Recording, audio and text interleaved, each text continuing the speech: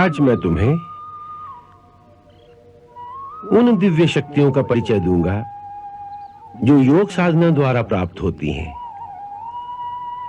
मनुष्य के शरीर में एक सूक्ष्म शरीर होता है। उसके अंदर शक्ति के 7 मुख्य केंद्र हैं।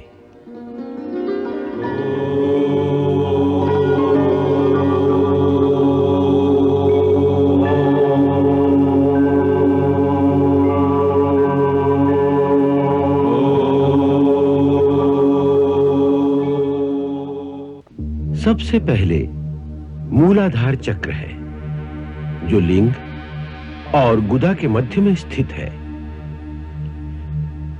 इसी चक्र में कुंडलिनी शक्ति का निवास है। इसी कुंडलिनी के अभ्यंतर ही मूल चित्त शक्ति भी विराजमान है। इसी परम शक्ति को जगाना और फिर उसका नियंत्रण करना ही योग का परम लक्ष्य है। ये मूलाधार चक्र मनुष्य देह का आधार स्वरूप है। इसीलिए इसे मूलाधार पद्म कहते हैं। इसमें पृथ्वी तत्व की प्रधानता है। इस मूलाधार पद्म का ध्यान करने से गद्य पद्य की लेखन शक्ति, वाक शक्ति और आरोग्य आदि की प्राप्ति होती है। दूसरा स्वादिष्ठान चक्र है जो लिंग के मूल स्थान में स्थित है। इसमें वरुण तत्व की प्रधानता है। इसका ध्यान करने से भक्ति, आरोग्य और प्रभुत्व की सिद्धि मिलती है। तीसरा पद्म मणिपुर चक्र है जो नाभि देश में अवस्थित है। इसमें अग्नि तत्व की प्रधानता है। इसका ध्यान करने से आरोग्य, ऐश्वर्य एवं जगत के पालन और विनाश करने की शक्ति मिल सकती है। चौथा पद्म 12 पंखुड़ी वाला अनाहत चक्र है जो हृदय मंडल में विद्यमान है। इसमें वायु तत्व की प्रधानता है।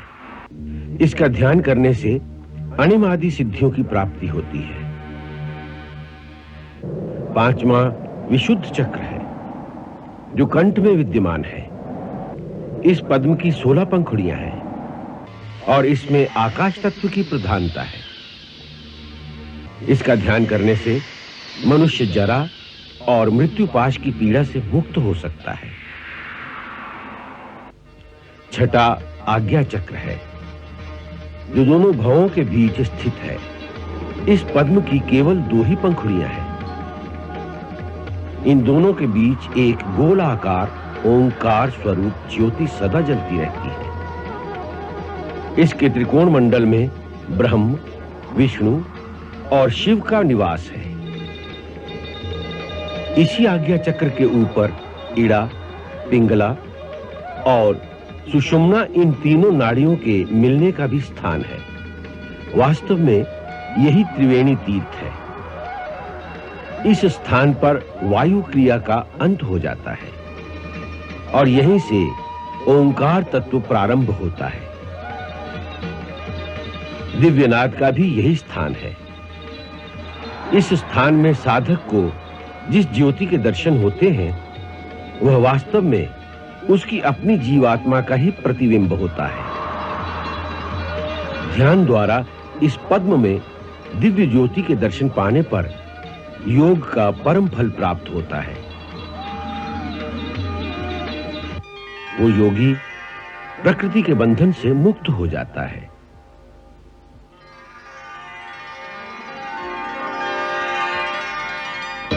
इसके पश्चात 7वां चक्र है सहस्रार चक्र। 1000 पंखुड़ियों वाला ये पद्म ब्रह्मरंध्र के ऊपर महाशून्य में स्थित है। इस सहस्रदल कमल की कर्णिका के बीच एक शक्ति मंडल है। इसके बीच में एक तेज बिंदु विद्यमान है जिसका प्रकाश करोड़ों सूर्यों से भी अधिक प्रकाशमय है। यह प्रकाश बिंदु ही अज्ञान के अंधकार का नाश करने वाला सूर्य स्वरूप परमात्मा है। इन्हीं को भिन्न भिन्न संप्रदाय के लोग अलग अलग नामों से पुकारते हैं। साधना के बल से इसी प्रकाश बिंदु के दर्शन करने को ही ब्रह्म साक्षात्कार कहते हैं। इनके अतिरिक्त और भी कई सूक्ष्म शक्ति केंद्र हैं, परंतु मैंने तुम्हें केवल मुख्य केंद्रों का ही विवरण संक्षेप में बताया है।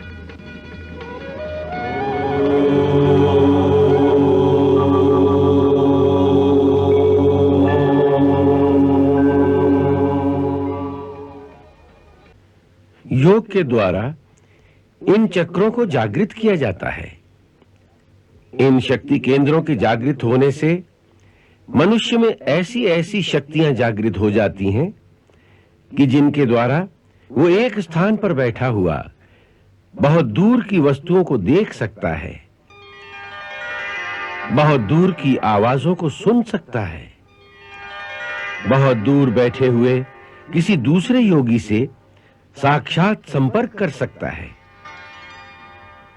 गुरुदेव, आपने कहा कि योगी किसी दूसरे स्थान पर जाकर दूसरे योगियों से साक्षात संपर्क कर सकता है। इसका अर्थ है कि हमारा यह शरीर उड़कर किसी दूसरे स्थान पर जा सकता है? नहीं, पंचभूतों से बना हुआ हमारा ये स्थूल शरीर प्रकृति के नियमों में जकड़ा हुआ है। ये उन नियमों का उल्लंघन नहीं कर सकता। फिर जिनके अंदर पूर्ण योग शक्ति का विकास हो जाता है, वो स्थूल शरीर को छोड़कर अपने सूक्ष्म शरीर के द्वारा जहां चाहें जा सकते हैं। अब यही एक विद्या मेरे पास रह गई है। माता सरस्वती के अनुसार कल मैं ये विद्या तुम्हें सिखा दूंगा।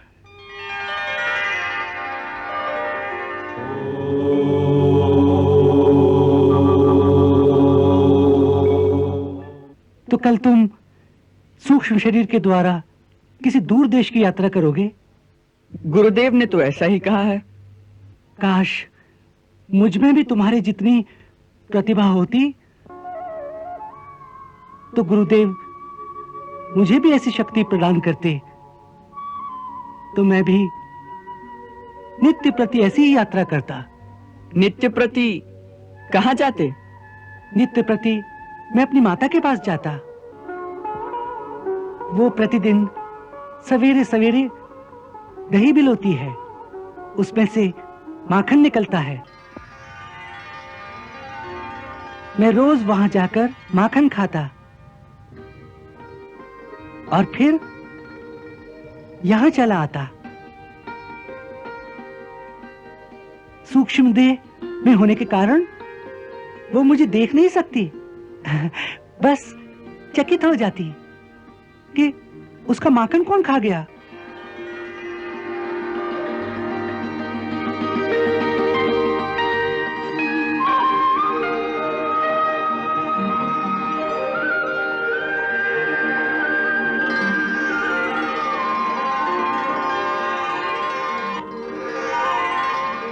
आहा, क्या सुंदर दृश्य है।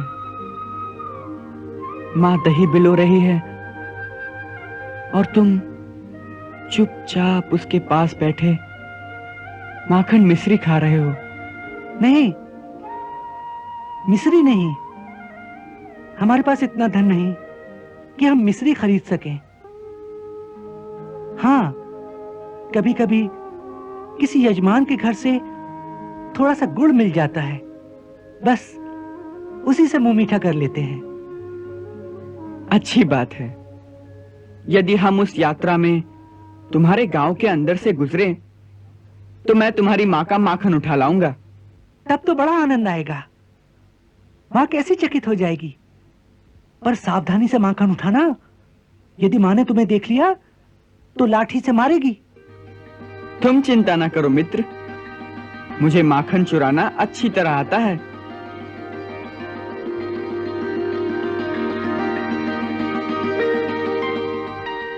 कृष्ण, बलराम, सुदामा,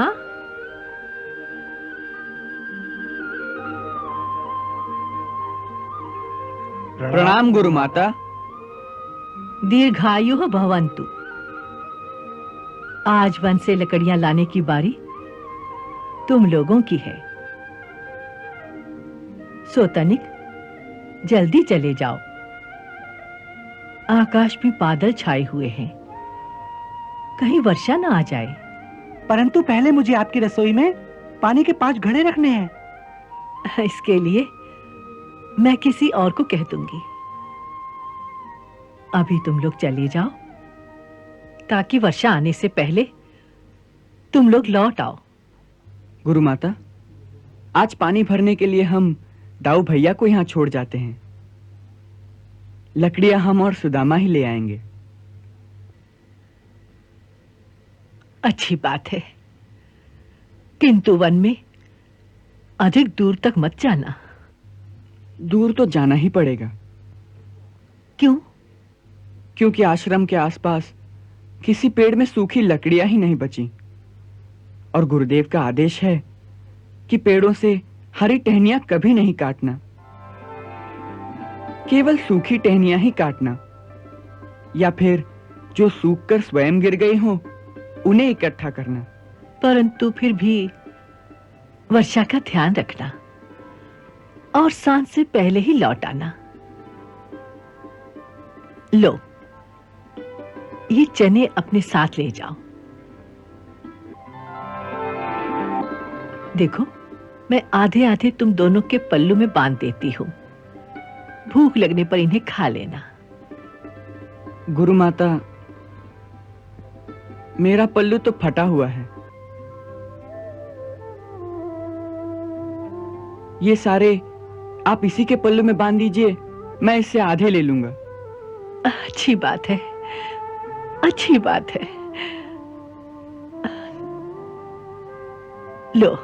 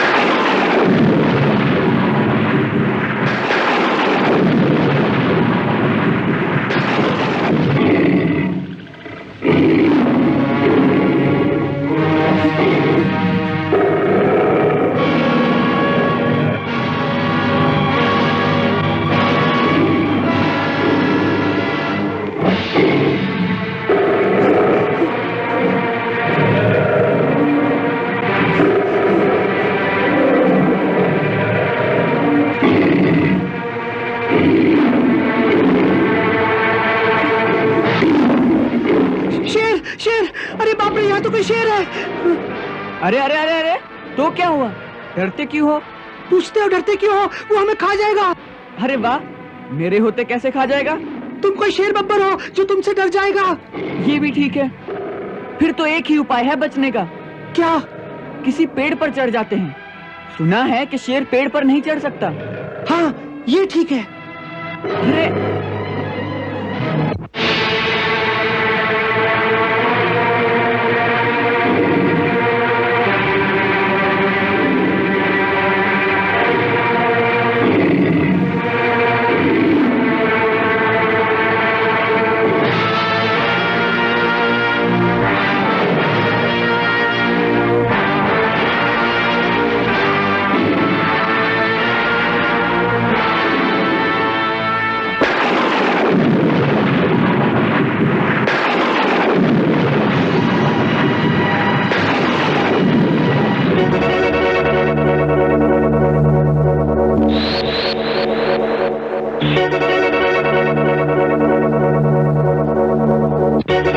कृष्ण बचाओ। अब क्या हुआ? वो देखो, सामने डाली पर नाग बैठा है। तो क्या हुआ? उस बेचारे को भी तो बरखा से बचने का कोई स्थान चाहिए। इसे बेचारा कहते हो? ये विशाला नाग है। काट लिया तो प्राणों की छुट्टी। अरे वाह, कृष्ण के होते नाग तुम्हें कैसे काट सकता है?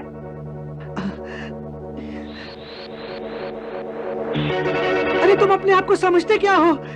जो नाग भी तुम्हारे डर से मुझे नहीं काटेगा।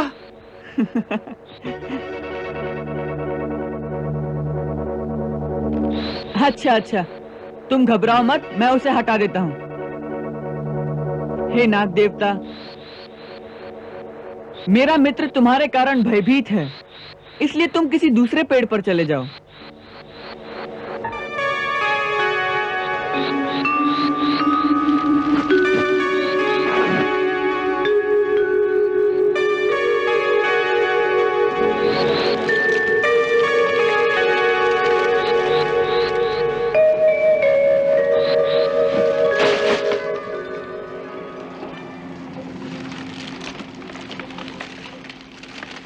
तुम कैसे हो? तुम्हें डर भी नहीं लगता? कैसे आराम से उसे पकड़ लिया, जैसे तुम्हें सांप पकड़ने का जादू आता हो। अरे मित्र, संसार में सबसे बड़ा जादू एक ही है, प्रेम। प्रेम के द्वारा समस्त प्राणियों को वश में किया जाता है। मेरे मन में उसके प्रति कोई द्वेष भाव नहीं था, केवल प्रेम था। सो प्रेम की भाषा को समझकर उसने मेरा कहना मान लिया। अब तुम निश्चिंत होकर बैठना।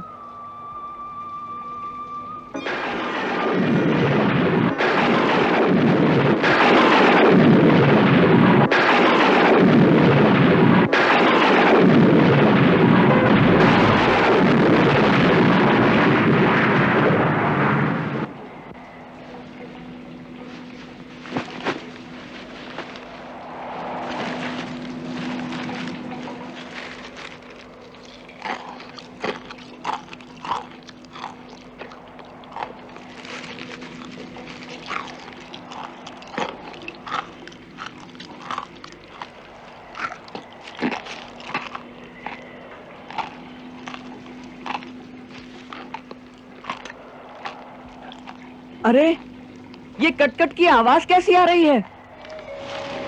कुछ खा रहे हो क्या? नहीं, ये तो सर्दी के मारे मेरे दांत कटकटा रहे हैं। अच्छा, बहुत सर्दी लग रही है क्या? हाँ, सारा शरीर भीग गया है। ओह, मुझे भी बहुत सर्दी लग रही है। सुना है कुछ खाने से शरीर में गर्मी आ जाती है। तो लाओ वो चने जो गुरु माता ने दिए थे, दोनों बांट के खा लेते हैं। चने? चने कहाँ हैं? तुम्हारे पल्लू में बांधे थे ना? मेरे पल्लू में? वो तो पेड़ पर चढ़ते समय डालियों की रगड़ से गीले पल्लू की गांठ खुल गई थी, जिससे सारे चने नीचे कीचड़ में गिर गए। ओह, ये तो बहुत बुरा हुआ, क्योंकि तुम्हें तो भूख बहुत जल्दी लग जाती है ना। तो आप क्या करोगे?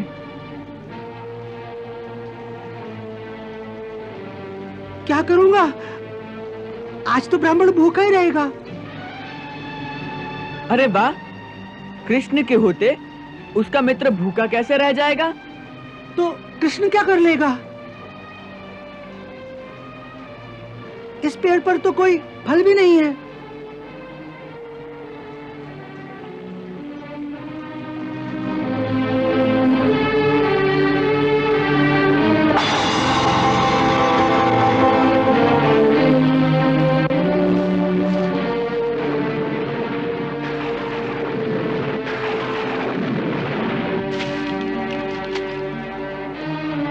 पेड़ पर फल ना सही, परंतु कृष्ण के पास खाने का चबैना तो है। तुम्हारे पास चबैना है? कहां से आया? वो मुझे भूख कम लगती है ना। तो जब पिछली बार वन में लकड़ियां लेने आया था, उस समय गुरु माता ने जो चने दिए थे वो अब तक मेरी अंटी में बंधे हुए थे। ये देखो, 2 मुट्ठी भर चने निकल आए।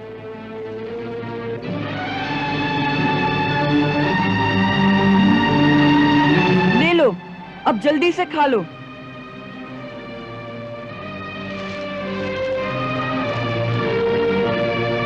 अरे ये क्या? ये दोनों मुट्ठी तुम्हारे लिए ही है। नहीं, ये मैं नहीं ले सकता। तुम क्या खाओगे? मैंने कहा ना, मुझे भूख नहीं लगती। ले लो, ये तुम्हारे लिए ही है। नहीं, नहीं, मैं नहीं ले सकता। देखो, मित्र की दी हुई वस्तु को ठुकराते नहीं। ले लो। नहीं, नहीं, मैं नहीं ले सकता। मगर क्यों नहीं ले सकते? क्योंकि मैं इसका अधिकारी नहीं हूँ। मैं तुम्हारी मित्रता का भी अधिकारी नहीं हूँ। मैंने तुम्हें धोखा दिया है कृष्ण, मैंने तुम्हें धोखा दिया है। गुरु माता के दिए हुए सारे चने तुमसे झूठ बोलकर मैं अकेला ही खा गया हूँ। मैंने झूठ बोला है। मुझे क्षमा कर दो, मुझे क्षमा कर दो मित्र, मुझे क्षमा कर दो। अरे, जिसे मित्र कहते हो उससे क्षमा मांगकर उसकी मित्रता को लज्जित ना करो मित्र। क्षमा मांगने से मित्रता के रिश्ते को लाज लगती है। अरे, मुझे धोखा देने का पूरा अधिकार है तुम्हें, क्योंकि मित्रता की पहचान यही है कि यदि एक मित्र धोखा भी दे तो भी दूसरा उसे मित्रता की पहचान समझकर उस धोखे को हंस के स्वीकार कर ले। अरे, यदि दोनों एक दूसरे के लिए अच्छे अच्छे रहेंगे तो मित्रता की पहचान कब होगी? इसलिए फिर कभी क्षमा मांगकर इस रिश्ते को लज्जित ना करो मित्र। मित्र बने हो तो मित्र की अच्छाई बुराई सब भूल जाओ। केवल मित्र बने रहो, बस केवल मित्र।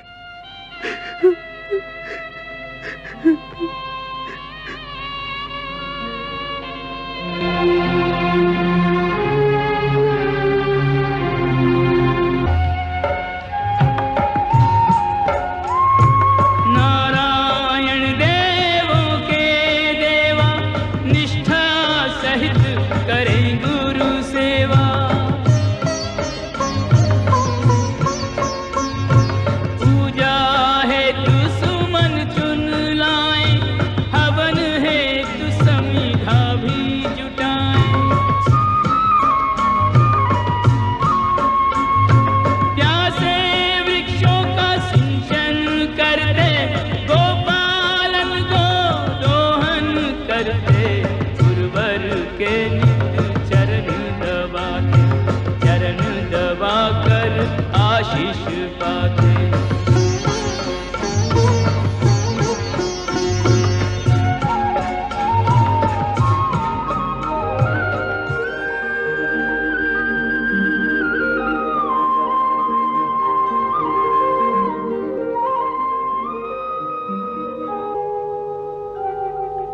भिक्षां देहि भिक्षां देहि।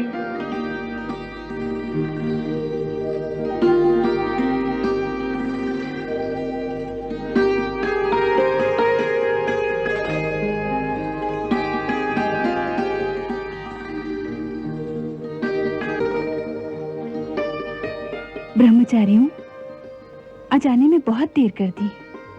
माता, आज सारे आश्रम में सफाई करनी थी, बहुत काम था, इसलिए विलंब हो गया।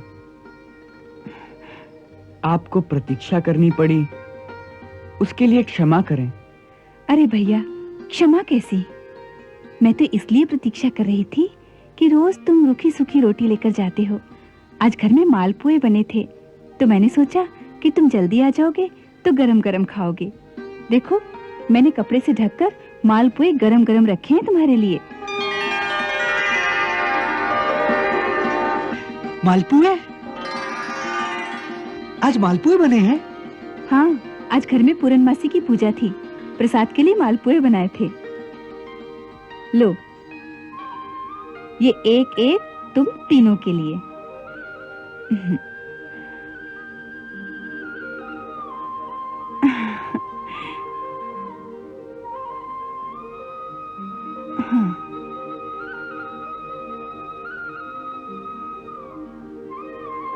अब इसे जल्दी से खाओ, गरम गरम खाने में बड़ा मजा आता है। नहीं माता, हम यहाँ नहीं खा सकते। क्यों? आश्रम का यही नियम है कि सारी भिक्षा गुरु चरणों में अर्पित कर दी जाए। फिर वो उसमें से जितना दें वही हमें खाना चाहिए। अरे भैया, तुम्हारे गुरुदेव के लिए मैं अलग से देती हूँ ना। लो, ये तुम उनके लिए भी ले जाओ। मैंने और भी रखे थे, सोचा था आज तुम्हें यहाँ पेट भर के खिलाऊंगी। नहीं माता, ये नियम विरुद्ध है। कैसे कठोर नियम है ये तुम्हारे। मैं कभी कभी सोचती हूँ कि अपने घर से इतनी दूर तुम कैसे रह पाती होगे। अपनी अपनी माँ याद आती होगी ना।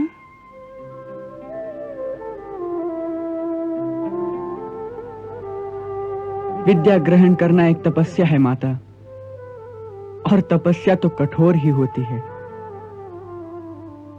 वैसे आप चिंता न करें, हमारी गुरु माता हमारे खाने पीने का बहुत ध्यान रखती है। अच्छा, प्रणाम।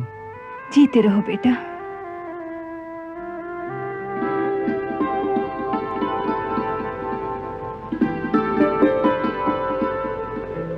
कैसी मोहनी सूरत है इस बालक की। जी चाहता है कि पुत्र बनाकर इसे घर में ही रख लूं। उसे पुत्र बना लोगी तो भैया क्या कहेगा? वो क्या कहेगा? उसे तो ऐसा सुंदर सलूना भैया मिल जाएगा।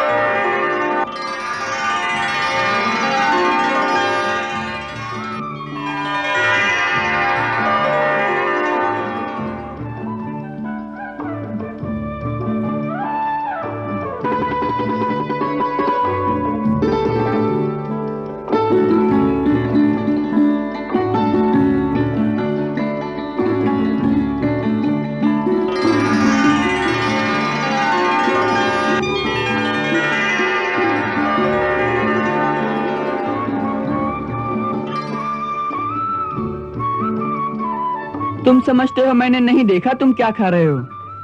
नहीं नहीं, मैं तो कुछ भी नहीं खा रहा हूँ। देखो, झूठ बोलना पाप है। और ब्राह्मण को भूखा रखना भी पाप है। तो मैं तुम्हें भूखा रख रहा हूँ। और क्या?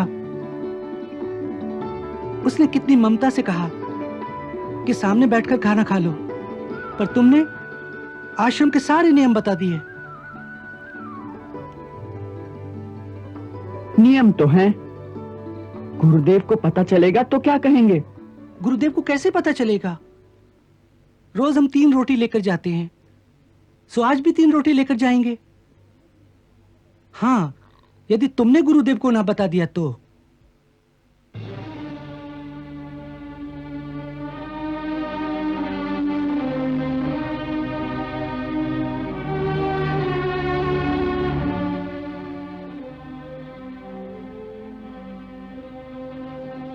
देखो, मैं तुम्हारा मित्र हूं और मित्रता का धर्म ये कहता है कि मित्र की कमजोरी पर पर्दा डालना चाहिए।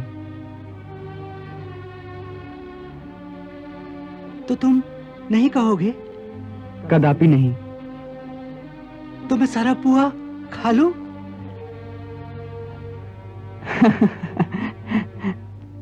हाँ हाँ, खा लो, मैं देखूंगा भी नहीं।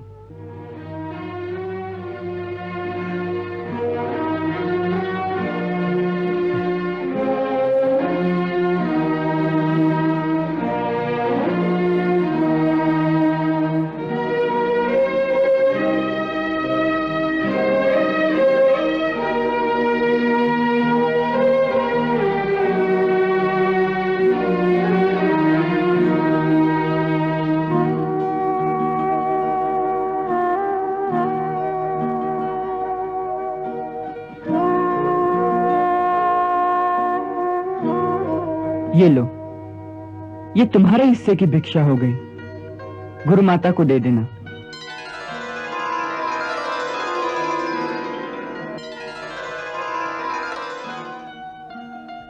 कुछ भी कहो, तुम मित्र बड़े खरे हो।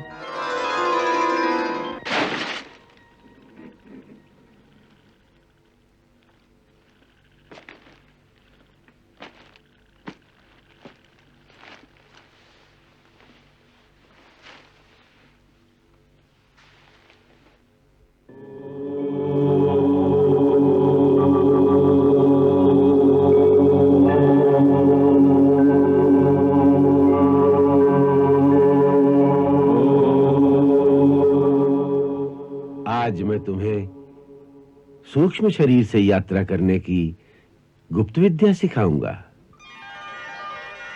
इस गुप्त क्रिया में समन स्थूल शरीर को एक स्थान पर छोड़कर जाना होता है और फिर वापस आने पर हमारा सूक्ष्म शरीर फिर इसी स्थूल शरीर में प्रवेश कर जाता है। इसीलिए यह आवश्यक है कि यह स्थूल शरीर तब तक सुरक्षित रखा जाए, अन्यथा यदि कोई भूल से इसे मृतक समझकर इसका नाश कर दे तो बहुत बड़ा अनर्थ हो सकता है। इसीलिए इस कुटिया को चारों ओर से बंद कर दिया गया है। बाहर से इस कुटिया की सुरक्षा का उत्तरदायित्व गुरु माता पर है, जो इसकी रखवाली करेंगी। इस क्रिया को वही कर सकता है जिसके अंदर योग की सारी शक्तियां जागृत हो चुकी हों। ये शक्तियां बड़ी कठिन और लंबी साधना से जागृत होती हैं, परंतु यदि गुरु समर्थ हो और वो किसी सुपात्र को तत्काल ये सिद्धियां देना चाहे तो वो अपने तपोबल की शक्ति द्वारा शिष्य के अंदर शक्तिपात कर सकता है, जिससे शिष्य के अंदर योग की समस्त शक्तियां और सिद्धियां उसी क्षण जागृत हो जाती हैं। आज मैं वही करने जा रहा हूं, क्योंकि माता सरस्वती का यही आदेश है कि मैं अपने पास कुछ बाकी न रखूं, सब कुछ तुम्हें समर्पण कर दूं।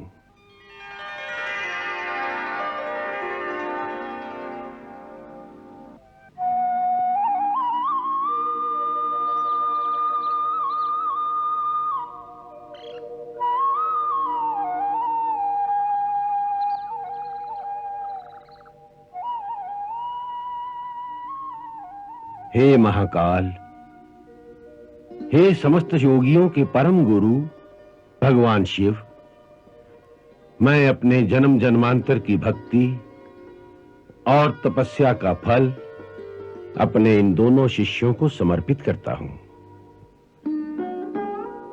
हे महायोगी, अपनी परम दया से इन दोनों को योग की समस्त सिद्धियां और शक्तियां प्रदान करने की कृपा करें।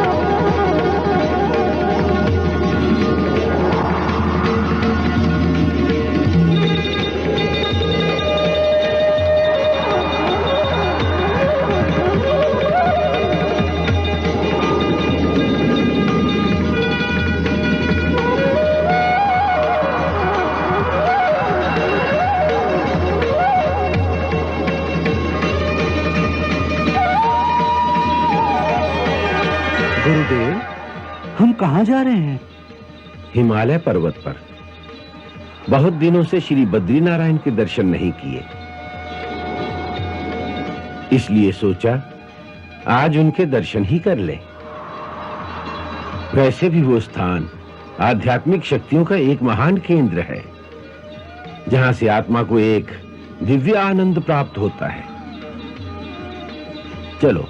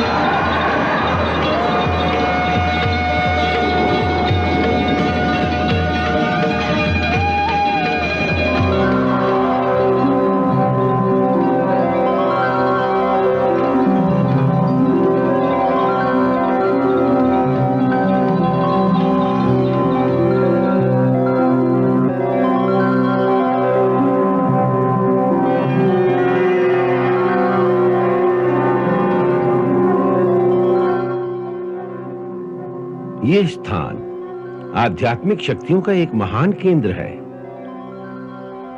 इसीलिए बड़े बड़े सिद्ध योगी, महात्मा, देवता और भक्त इस परम पवित्र बद्री वन में निरंतर तपस्या करते रहते हैं।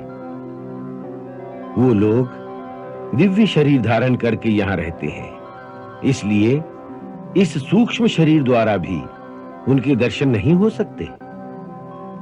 उन सब महान आत्माओं को जो अध्ययन रूप में यहाँ विद्यमान है, उन सबको प्रणाम करो।